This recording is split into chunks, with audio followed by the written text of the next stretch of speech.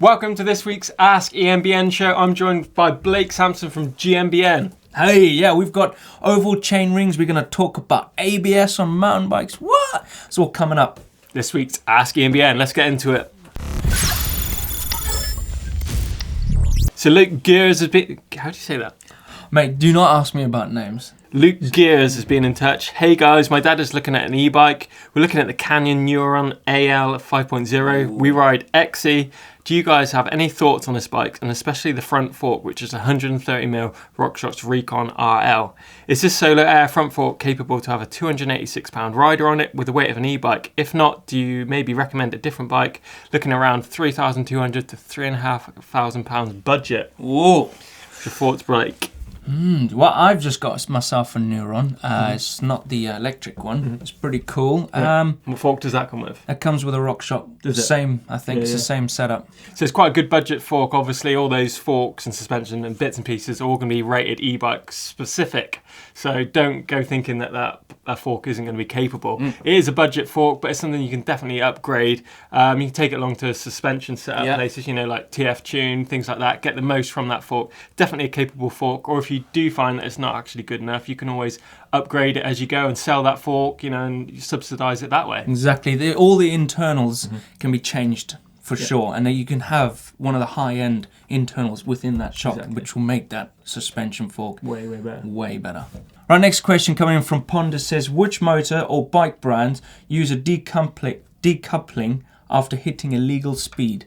So we're talking about that resistance when you get over the speed limit then. So 15.9 miles per hour if you're in the UK or 25 kph elsewhere. It varies on a lot of different motors. From my experience, the best motors for least resistance over that limit is probably got to be the Specialized Bros system. Shimano and Yamaha are probably the best. I don't know about the one I've got a Bosch motor on mine, and it feels like an absolute pig, like you're pedaling in mud. It's just like you can't get out of that. Basically, there's a clutch in that motor that disengages, so you can actually overpower that motor with your own strength. Yeah, it's quite hard to get above that limit, on a lot of the systems, to be fair, but that's definitely the best ones. But maybe look at where you're riding as well. If you're constantly over that limit, then maybe the trail isn't tech enough, or you're doing a lot of road stuff. Here's a cool video all about it. 25 kilometers an hour, is it too slow? I think part of the issue here is the fact that we have turbo, boost, extra power, call it what you will. And because we have that power mode, we feel compelled to use it. And the thing is, once you do that, it puts things out of perspective rather than into perspective, because once you've been there, you find it quite hard to go back. In fact, I've heard a lot of people say that if e-bikes didn't have turbo mode, they wouldn't be using them. What I think is that, where the hell are you riding your bike? Right, this next question is coming in from Joseph Gamblin. He says, what's your thoughts on oval chain rings on e-bikes? Don't they have a free hub on the front? Yeah, it's a question we get asked quite a lot here on the show. I've seen it on quite a lot of comments, but absolutely no use whatsoever at all on an e-bike. The idea of an oval chainring is to remove the dead spot of power. So once you're on the downstroke, it increases like the chain pull, like the power that the chainring transmits to the transmission.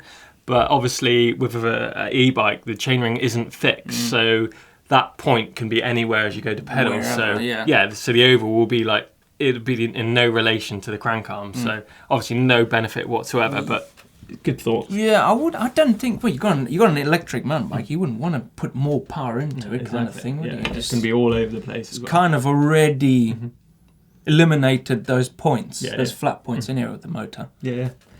So Chris Burgess has been in touch. Hi guys, love the show. Do you think we'll ever see ABS on e-bikes? Ooh, yes, but I'm not too sure you would see it in mountain biking. Maybe on a commuter bike. Yeah. That could definitely, I could see that coming. Definitely been done already. I've seen it. I think Bosch did it, or Magura, some collaboration between the two, but it is on a commuter bike. It's a guy basically riding down the streets, car pulls out in front of him, and he's allowed to pull on the brakes and comes to a stop or swerves around it, but traditionally he just flips over the handlebars. But as to whether it's needed on off-road bikes, I don't think so. I think it's all about technique over technology. Do you reckon it'll feel exactly the same thing? When you hit ABS in your car, your brake pedal goes... Do you reckon they'll do that on the bike? How the hell are you going to do stop it on your e-bike? Exactly. I have to do electronic disconnect from the ABS so you can do override.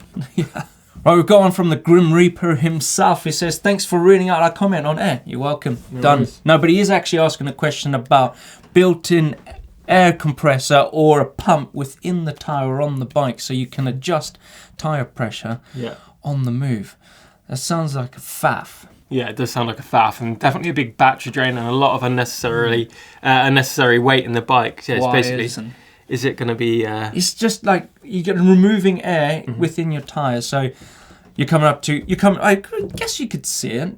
You're coming off the tarmac. It's probably for commuting. Come off the tarmac, you're getting onto a rough off-road section. You're like, oh, quick. Just like you do in Jeff the Jeep, right? Yeah, exactly. Yeah, so it could become, pretty useful, but I think just sticking a little mini pump or a CO2 cartridge in your riding pack, probably going to be the way forward. I don't think we're going to see air pumps built into e-bikes anytime soon. So Andre Berkey, what's that say, Blake? How do you pronounce that one?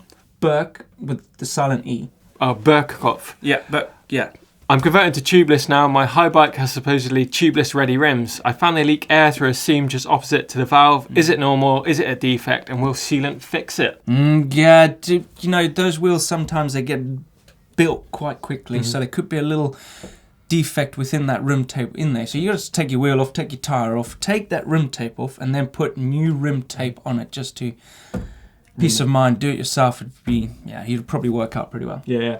There's lots of different options out there for rim tape as well. Obviously, there's stands and things like that. But a real cheap way of doing it is Gorilla Tape from a DIY shop. Really cheap way of doing it, and it's a really good fix. It lasts quite a few years. So whip it off, replace that rim tape, and that should see you fixed. Here's a video on how to do that. So once the tyre's off, it's a really good time to inspect that rim. Just make sure there's no dents from rock strikes, any dirt or debris just sitting in the edge of that rim, because if there is, it's not going to create an airtight seal as soon as you stick that tyre back on the rim. Squirrel Squeezer, she's asking a question all about, is there an update with travelling with your e-bike on aeroplanes? No, there's no way you can actually fly with a battery still. At the moment, the way that we've been doing it is either we get to location and get a van to drive out with our bikes and batteries in. Obviously, that's quite an expensive way. The other way you can do it is by flying with your bike and just hiring a battery out there. We're seeing more and more of these appearing all over, especially in Europe and America. There's lots of spots opening up, so you can just fly with your bike, get a battery when you're out there, return it to the shop, and then fly back with your bike. Easiest way. Yeah, Sam Pilgrim, he's an e-biker. He does this sort of thing, but he kind of tends to drive, like he said, so you can take your personal battery, but you can fly without your battery within your bike to a location. Hopefully they've got the same battery, maybe. Just call ahead. Yeah, I've definitely Googled. There's places, I'm looking at in Palma and Mallorca. There's a shop over there, for instance. If you're going over there, rents batteries out, different daily rates. There is a minimum time you can have the battery. I think it's 3 days, so you can't just rent it out for a day and take it back.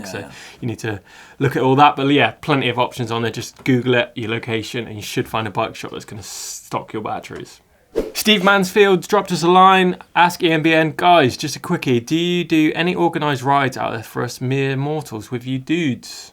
Oh yeah, if there was a big enough group that want to ride with us, we should do that, definitely. Yeah. Maybe like a collab between the channel, get GMBN, EMBN, go out somewhere. Yeah, definitely meet everyone. But we love seeing you guys out there on the trails and commenting on our pictures and stuff. Love riding with you guys. So definitely something we'll look into. Okay, next question, but it's two from one guy. It's from Daniel. He's asking, he has a Shimano Steps, and he says, why can't I turn off the Eco setting? Can I turn the Eco setting down on his display? So the Eco setting is actually set by Shimano. It's one that you can actually change on the YouTube app. You can connect your bike to the YouTube app and can change between Dynamic, Explorer and Custom settings, where you can change the trail mode and the boost mode. But unfortunately, that Eco is always going to be capped by Shimano at the minute, so it's something you can't actually change even on the app. Well, the next question, it says he's tried to keep the range on the screen, so he wants to see how long the battery he's got left on his bike. But it keeps jumping back to miles per hour, but he doesn't want that. He wants to keep the range. That's something you can actually change on the YouTube app. So you need to connect your bike to the YouTube app, and in settings you can actually go and set that one to your home screen, which setting you want, be it range, cadence, clock, things like that. So you just need to set that as your range instead of miles per hour. That should sort that out. But another option you might want to consider is, I'm guessing you've got the E8000 trigger shifter on your bike. We actually changed to the E6000 thumb style shifter, so it's got the up, down for the power modes, but above it, it's got another button which you can press, which will select like the home screen, which you can go through all the different settings. It's a lot easier just to press that button. You can cycle through mode, cadence, all the other settings, rather than trying to push that little button under your display. It's a really worthwhile upgrade and pretty easy to program into the bike. Wow. You guys have actually done a video on this, so instead of listening to this again, you can go and watch a video on how to do all of that.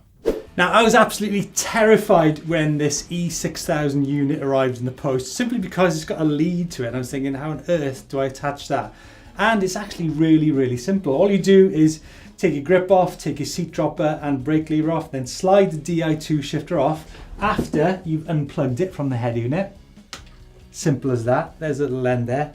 All we're doing is replacing that end for that end. Now, we've actually swapped out to a bike that we sorted the cockpit out on earlier, and as you can see, we've got the E6000, which is tucked up neatly to the grip. Then we've got the brake lever, and then we've got the Crank Brothers dropper. Lisa Rogers is wondering, after getting done by Dan Lloyd, so Steve Jones got done by Dan Lloyd on this huge hill climb, says, are you still on speaking terms, and do you have anything else planned for him? Well, what I really want to see is Dan Lloyd on a trials challenge against Steve. That'd be interesting. Oh, that'd be interesting. I think Steve will win. Take him definitely out of his element. Steve will 100% win. But yeah, Dan might have beat us up the hill, but we definitely shown him what an e-bike was all about on the way down, you know. With help from Nico Voulios, but absolutely smashed him on the way down. If you haven't seen the video, that's on screen now.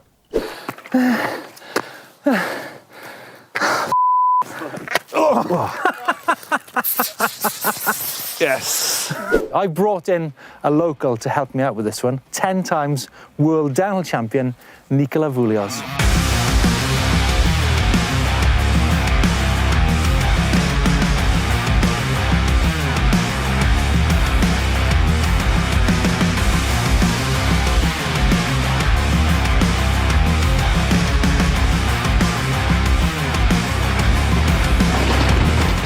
One man in Kazakhstan.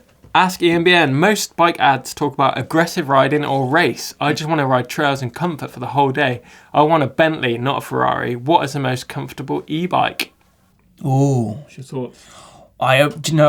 Comfort means suspension to me. You've got to set up that suspension really good. Yeah, coil shock on the rear is really good for real fast, active bumps, which kind of makes the ride a lot more plusher. But setting up your suspension for comfort is probably key there. You can do it on any bike, really. You just got to get that suspension dialed in. Yeah, the thing is with the coil shock as stock, you know, a lot of the bikes that tend to run a coil shock tend to be more gravity-based sort of bikes, so they're going to be quite heavy, quite slack and quite aggressive. So I'm guessing you want something quite in the middle, so something like a Levo. Just get the suspension set up really nice on that. It's got 29-inch wheels, 130mm travel, so with that right suspension set up and the cockpit dialed in, you know, decent grips, decent saddle, decent pedals, and obviously what you're wearing, shoes and the helmet, and not your helmet, but your gloves and all your contact points, just make sure they're all dialed in. And they're all pretty comfortable, to be fair. Yeah, it doesn't matter what bike you're riding as long as it's comfortable and it suits you to ride. So there you go, that's the end of Ask EMBN this week. Thanks for sending in all those questions that you wanted answering, but if you got a question that you want answering, let us know in the comments section down below. Don't forget, you can also subscribe to EMBN by clicking the globe in the middle of the screen. But if you want to stick around and you want to see Dan Lloyd getting smashed by Nico Voulios, check this video out up here. And if you want to see e-bike versus normal bike in a game of bike and on the streets where Chris and I did it, click over here. That's it, and we'll see you next week. See ya.